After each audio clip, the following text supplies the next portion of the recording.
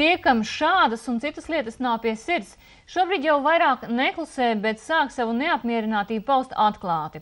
Šonadēļ pirmos protestus pieteica zemnieki un rādās, ka šis gads Latvijā iezīmēsies kā daudzu un ļoti dažādu protestu gads. Un jo īpaši cīņā varētu būt nevardarbīgā pretošanās. Šoreiz par kādu interesantu piegājienu, kas ļauj tiešā veidā uzrunāt politiķus.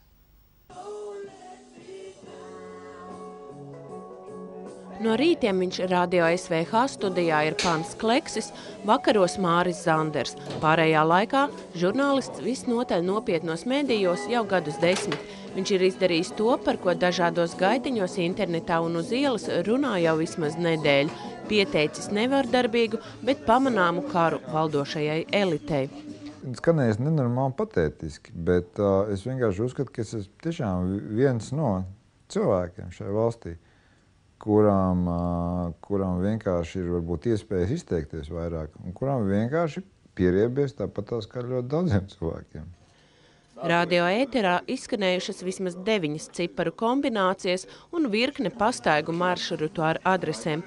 Noprotams, ka pie nosauktajām vietām var sastapt varas vīrus dodamies mājās. Mēs kā loto iesākām, ja, tad, teiksim, ir tas lielais vinnets uz 7 trekņiem gadiem. Nu, kā tu vinnē, tad tev ir 7 trekņi gadu uzreiz. Un šajā sakarībā, manuprāt, tā pareizā ciparu kombinācija šajā loto varētu būt 2, 911, 93. Arī mēs paspēlējām šo loto spēli. Mums izdevās runāt ar Aigaru Kalvīti un Mārtiņu Rozi. Vai kāds ir jums arī piezvanījis? Man viens zvans bija, un vairāk arī nav neviens zvanījis. Ai, ko šis cilvēks gribēja? Prasīja, kas tālāk notiks. Es teicu, viss atkarīgs no mums pašiem. Vai kāds jums ir piezvanījis? Ārpus darba laikā es vairs savu darbu telefonu nepazīstamiem numuriem neceļu.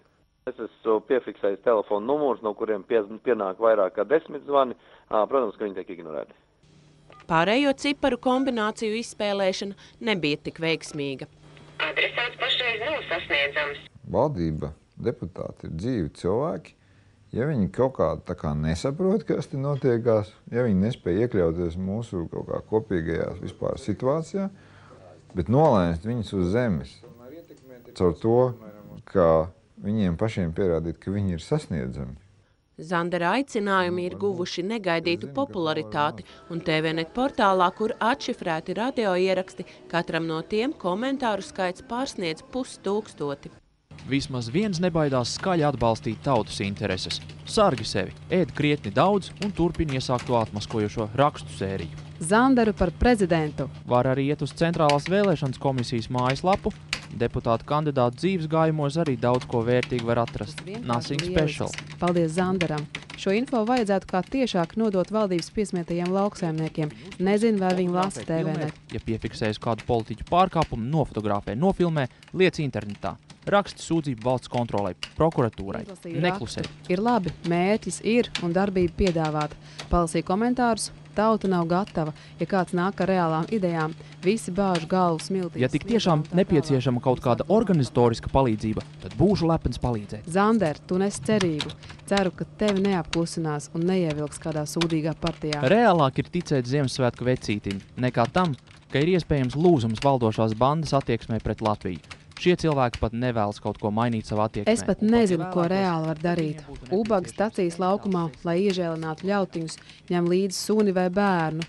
Varbūt mums, kas vēl nav nonākuši ubaga statusā, bet strauji tam tuvojas, arī jāņem līdzi bērni un jāstāv pie valdības mājas, cik vien ilgi izturēsim. Kamēr nosalsim vai nomirsim badā, es vairs nespēju. Visa šī akcija radusies diezgan spontāni, un ļoti dažāds ir atbalstītāju loks. Partijā Zanders negrasās iet un savu apolitiskumu uzsver vairāk kārt. Šos cilvēkus vajag organizēt, neiesaistot partijās. Nevis te kaut kā to es arī uzreiz saku, ka nebūs tā, ka tagad mēs tagad ņemamies kaut ko te 2 mēnešus, piemēram, un pēc tam saku, vispār saucās tie, kas par mani, tie balso par, tur nezinu, partiju X. Nē, tā nebūs. Viena no iecerēm ir apkopot pierādījumus par varas vīru izteikumiem, lai sagatavotu juridiski korektu iesniegumu, dotos uz prokuratūru un varas vīrus mēģinātu saukt pie atbildības, piemēram, par kaitniecību.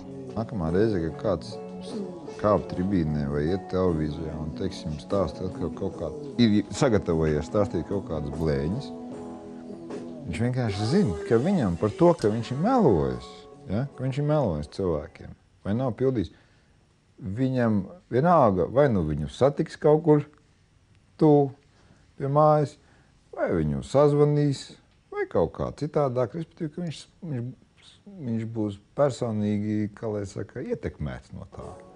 Politiķu nedarbi, loterijas numuri un pastaigu maršruti apkopoti interneta lapā Pingvīniem LV, un šeit lasītāji jau itin čakli iesūta arī savus novērojumus. Noskatoties sižetu, kādam varbūt rodas jautājums, vai šāda ciparu kombinācija un pastaigu maršrutu izplatīšana nav nelikumīga.